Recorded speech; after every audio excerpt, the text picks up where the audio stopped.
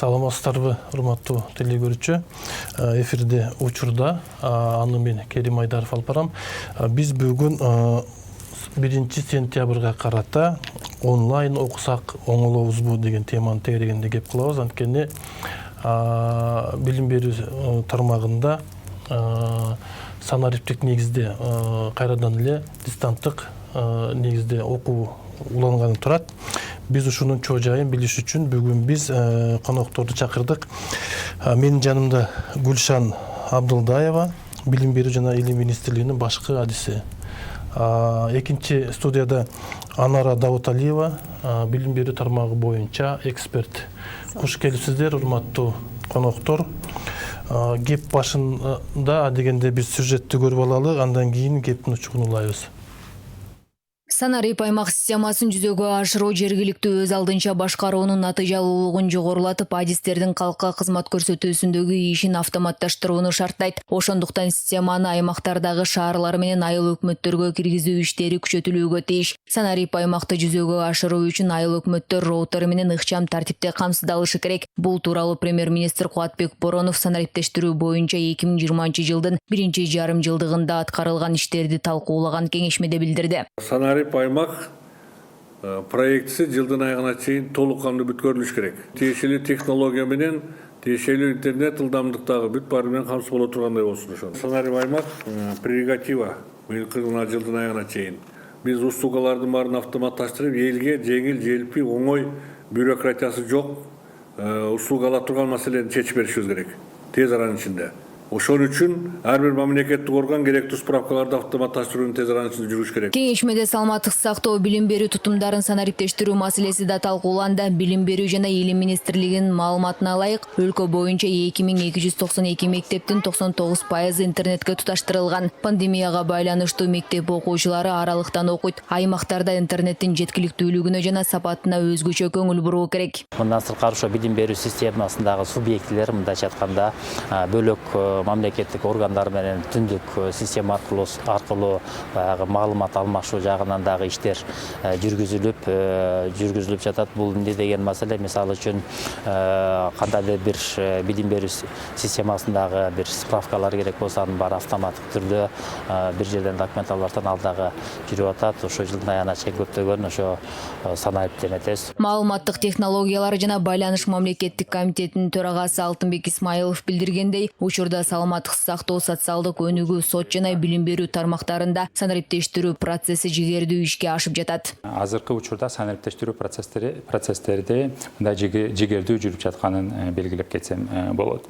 Азыркы эң эле биринчи чоң мындай маселелердин бири бул болсо ошол мектептерди болобу, ар кандай соц тармагында иштеп жаткан объектилерди болобу, ошолорго интернетке кошуу маселеси болуп турат. Мына азыр байкап көрсөк, ошол мектептер дагы, башка соц объектилери дагы 99% мындай интернет менен камсыз болуптур. Бирок ал ошол мектептердин болобу, ошолордун интернеттерин оптика булуңу менен кошуу маселеси турат. Бул болсо мындай ыкчам интернетти мындай камсыз кылуу маселелер болуп жатат да. Кеңешмеде түндүк мекемелер аралык электрондук системасы, мамлекеттик органдардын электрондук документ алмашуусу, иш кагаздарды санариптештирүү боюнча маселелер талкууланып, тармактык мамлекеттик органдарга тийиштүү тапшырмалар берилди. Учурда санарип аймак автоматташтырылган маалымат системасына 176 айыл өкмөт кошулган. Айтолкун Апяева, Нурбек Калманбетов, 5-канал. Гүлшан айым, 1 сентябрь жакындап калды. Буюрса кийинки жуманын 2 күнү 1 сентябрь келип калды. Ошол 1 сентябрда мурдагыдай шаан шөкөт менен окуйбуз деген баягы иш-чара болбой калып атпайбы? Кандай болот? Кантип баштайсыздар? Кимдер окуйт? Бул эми азыркы кырдаалга байланыштуу жана пандемиянын кесепети күчөп турган мезгил болуп турат. Ошого байланыштуу биз азыркы учурда билим берүү тармагында 1-класстын балдарын гана реалдуу режимде биз азыр окутулат. Бул 1-класстар жанагындай эмне себептен биз 1-класстар деп атабыз? Бул маселе саламаттык сактоо органдары менен биргеликте иштелип чыгып, каралып чыккан. Анткени көп учурларда мисалы бала жаш балдарда мисалы жанагындай пандемия коронавирус бул мындай жеңилдик менен гана өтүлөт деп айтылат саламаттык сактоо органдары тарабынан.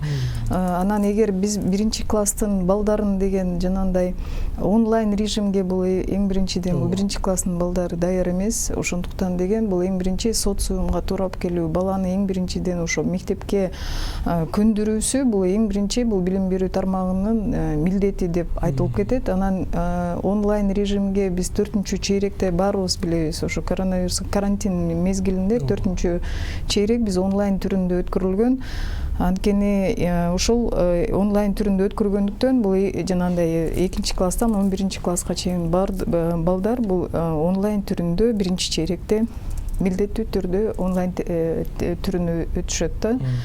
А 1-класстын балдары биз саламаттык сактоо органдары менен жана жергиликтүү органдар менен биргеликте бул балдардын баарын тең милдеттүү түрдө булар мектепке тартылышат. Алар 1 саат 2 саат окуп кетишет экен да күнүгө, ошондойбу? 1-класстын балдары.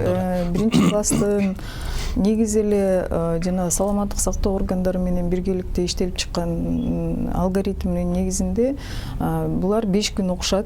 5 күндүн ичинде мисалы саламаттык сактоо органдары айтып кеткенде мисалы 20дан көп эмес бала окутулуш керек. 1 класста, 1 класста бир кабинетте окутуш керек. Ошондо биз балдарды 1-2 сменге бөлүп бул балдарды окутулат. Мисалы 25 бала болсо, бул баланын өзүнүн санпиндин нормасына карата, мисалы жана класстын проветривание санитарный нормаларына жараша булар 1 класста окутула берсе болот. А эгер андан ашык көбүрөөк бала болсо, балдарды 2 подгруппага бөлүп, анда жанагындай санитарный нормага сакталып, бул балдарды тең 2 сменге окутулабыз. Ошондо 2 сменге окутулганда бул балдар мисалы жана көп класстуу балдар болуп калышы мүмкүн да.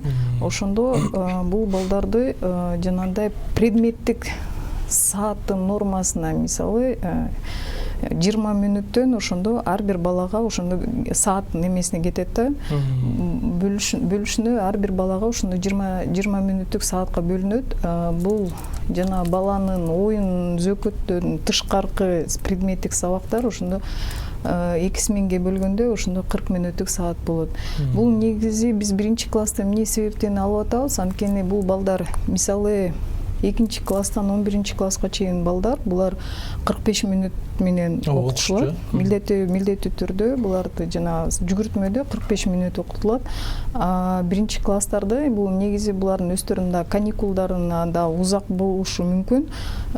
Ошондуктан биз эгер 1-чейректе балдарды ошол азыркы санитардык нормалар менен мектепке даярда окутулса, анда бул балдар кийинки ошол 1-ден 11-класска чейин ошондо каникулда өздөрүнүн жүгүртмөлөрүнө байланыштуу программа стандарттарды өздөштүрө алышат.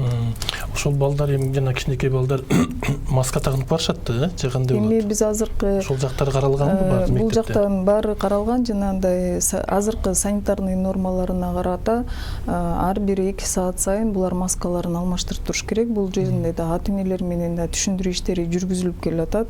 Жанагындай санитайзерлер, анан дезинфекционный килемчелердин баардыгы тең бул мектептердин баарына алынып, ошол балдардын жана мектепке келип, анан жана коопсуздугунун баары тең жергиликтүү органдар менен биргеликте каралып атат. Негизи ошол 1-сентябрга жалпы мектеп даярбы?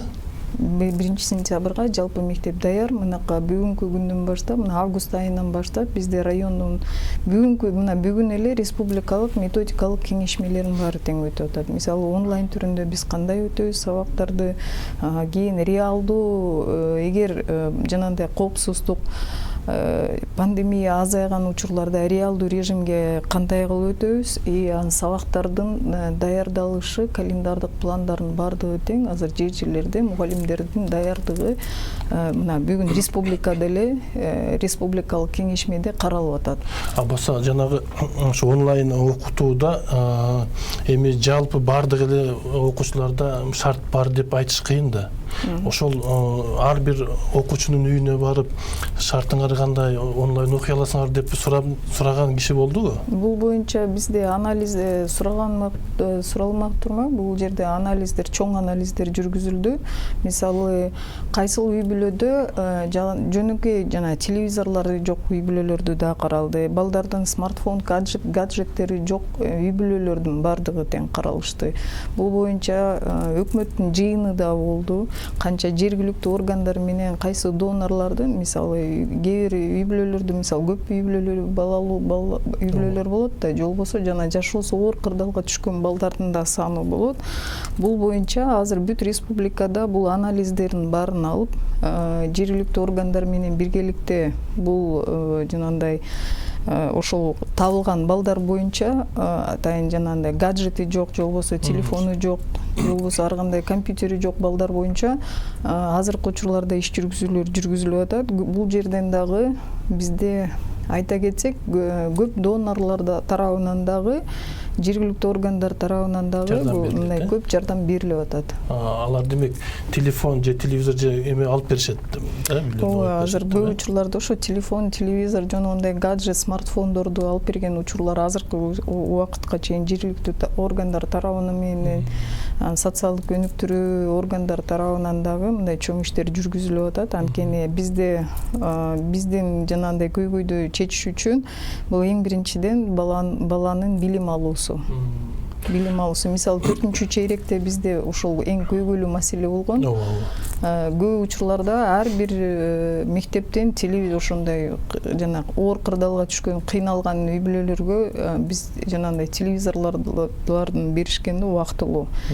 Эми азыркы учурларда бул маселе боюнча жергиликтүү органдар тарабынан бул катуу талап коюлган, жергиликтүү органдар тарабынан жана донорлор тарабынан дагы бул иш-чаралар каралып атат. Мен кийинки студиядагы Анара Дауталиевага сөз узаткым келип турат. Анара айым, сиз кандай ойлойсуз? Бул санариптештирүү багыты боюнча билим берүү тармагы даярбы? Сиздин көз карашыңыз? Саламатсыңар, Керим, Гүлшан.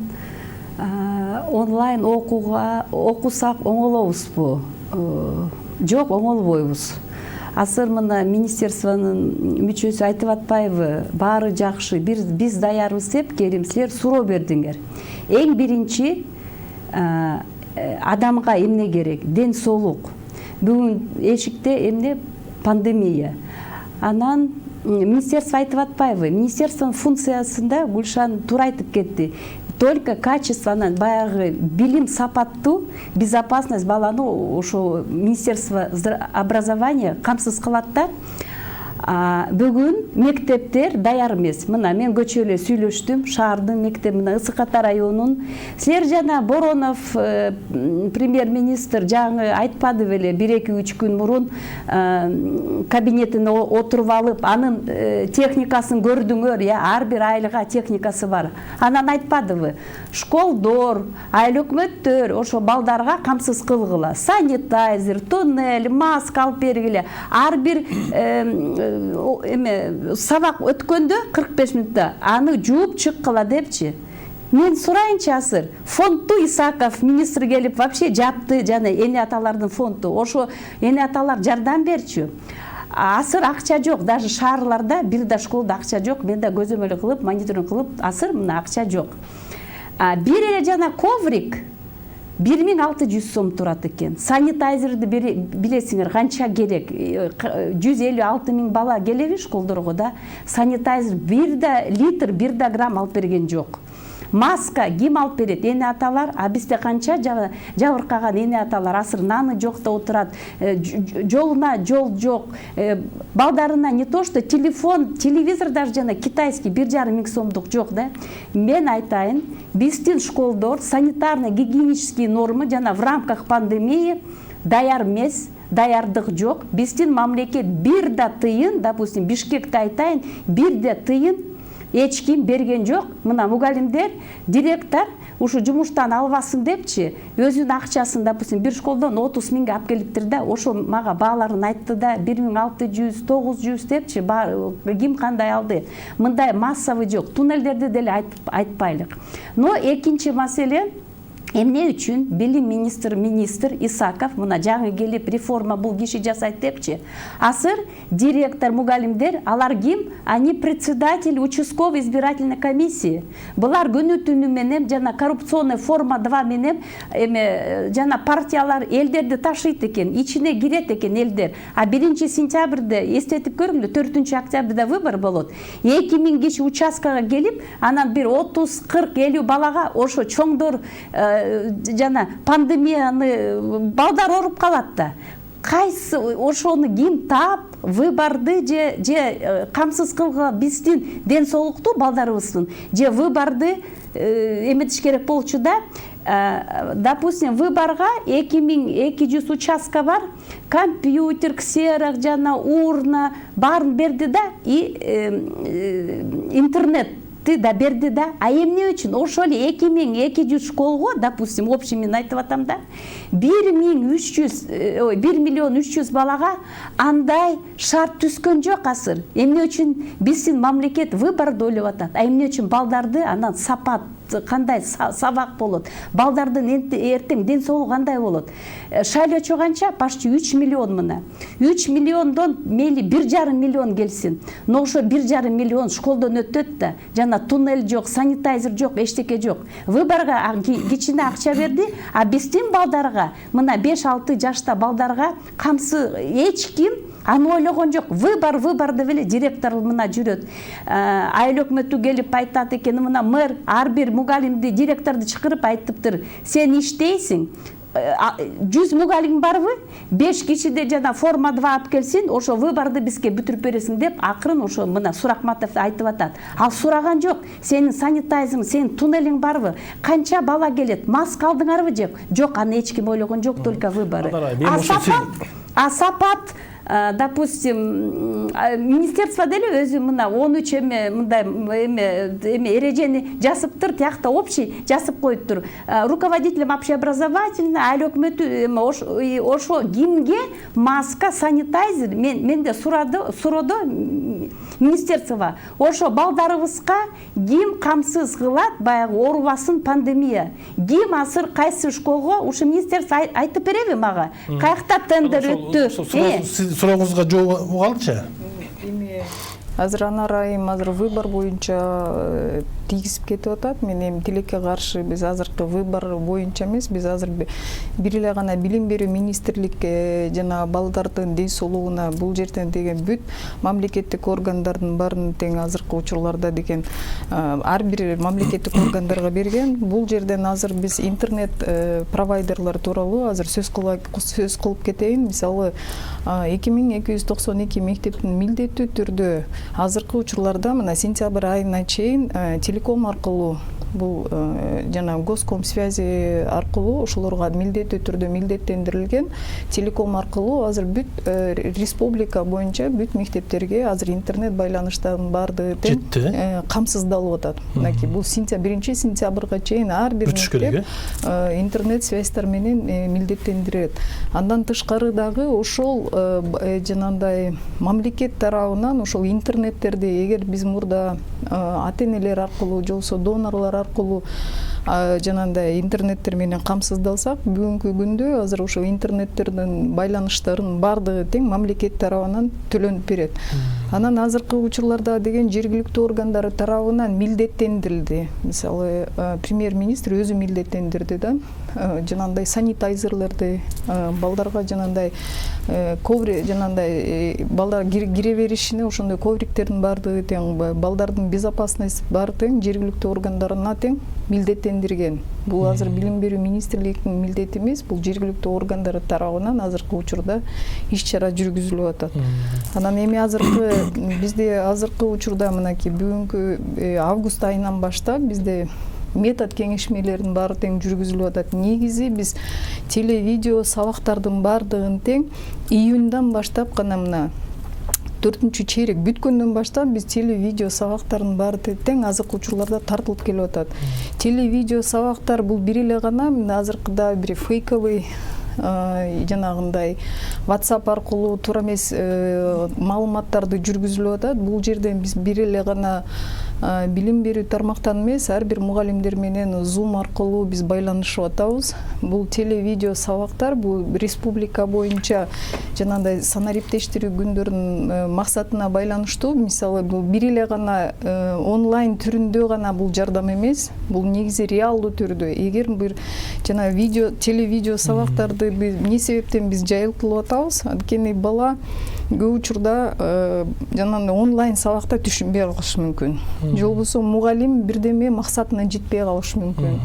Же болбосо ата-эне ошол баласына жардам кылуу үчүн ошол өзүнө дагы ошондой телевидео сабактын бул эң чоң жардамы деп айтылат. Баса мен бир нерсени сурагым келип турат да, ошол мугалимдер жана онлайн сабак өтүп атканда алардын техникалык жабдуусу барбы? Мисалга телефон же компьютерлер, алар өздөрүнүн үйүндө отуруп алып сабак өткөрөбү же мектепке келип алып?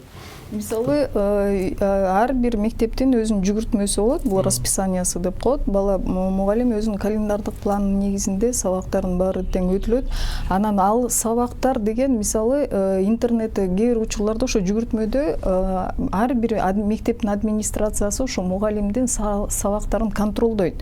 Эгер мектепте мугалимдин өзүнүн үйүндө отуруп окутат, мектепке келет, мектепке эгер мугалимдин үйүндө интернет байланышы жакшы болсо, анда ол ошо өзүнүн үйүнөн сабакты администрацияны түшүндүрүп аларга айтып, анан үйүнөн сабак өтсө болот. Бирок көп учурларда биз эмне себептен биз мектептерде баарын интернеттердин баарын жайгаштырып атабыз? Анткени деген реалдуу түрдө мугалимдердин өзүнүн кабинетинде ар бир мугалимдин өзүнүн компьютерлери болот.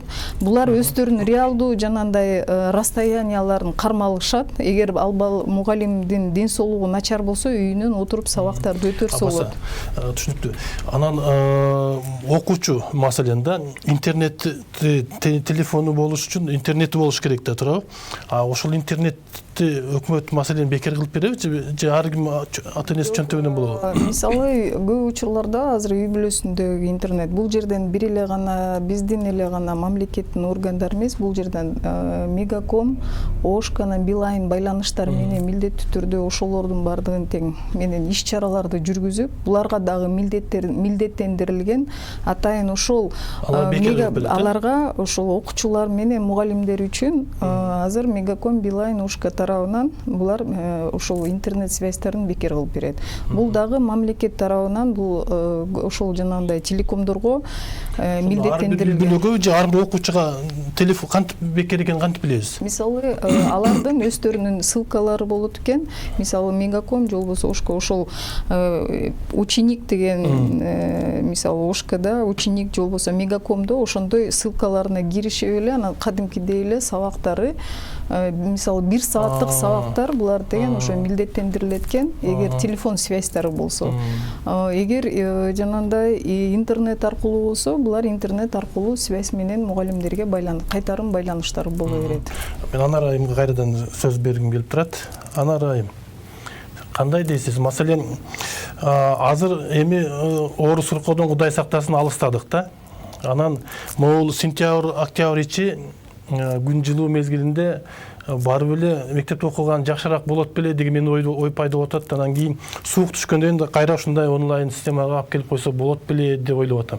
Бул суроо сизге, анан кийин билим берүүнүн өкүлүнө да берилет. Бир 20 күн бурун видео конференция болгондо зам министр Надира Жусупбековна бир сунуш айтканда, мына Таджикистанда президент 17 августта указ чыгарып, мына жалпы Таджикистан балдары окууга барды да, анан мен да сунуш бергем. Ладно, бир 25 августта, мына август, сентябрь, октябрь бизде жылуу да, ошо 2 ай биздин балдарыбыздын 1-11 класска чейин окутуп, анан жана грипп башталгандачы, жөнөкөй эле грипп, ошондо эпидемия жана вспышка болсо, анда кайра онлайн депчи, потому что балдарды билесиңер, 1-2 ай мына каникулда 3 айга кеткенде, мына анан окуусуна жана темп алганда 1 ай кетет да.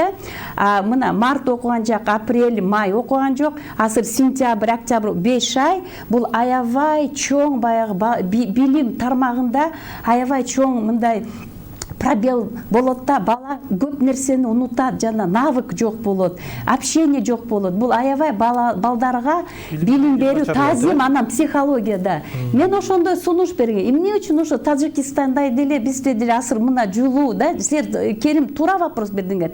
Анан октябрда көрөбүз да эмне болот, жалпы ну вообще жалпы эмне эл ошо эмне болсо биз да ошо болобуз.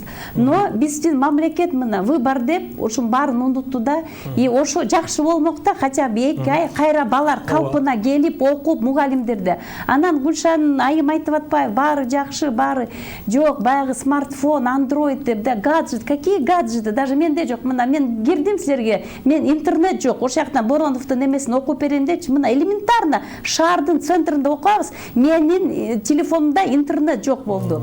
А мугалимдер, допустим, эмне үчүн биз директор мугалимдерди ошо бир 75 000 армия ошо мугалимдерди биз мындай колубузга бөпөлөп алган жокпуз. Азыр мына выборга не отвечает председатель УИК. Анан бала бирдеме болсо кой турган, балдар ооруп же бирдеме болсо ошо мугалимдерде мен наоборот Министерство образованиянын таламын талашып атам. Буларга кичине жардам берейин депчи, потому что министерство только билим берет. Министерство здравоохранения, Министерство финансов, анан Мегаком да, ошолорго Исаков через президента кайрылыш керек болчу. Тендерди өткөзгүлө, мага туннель, мага маска алып бергиле, мен эчтеке билбейм.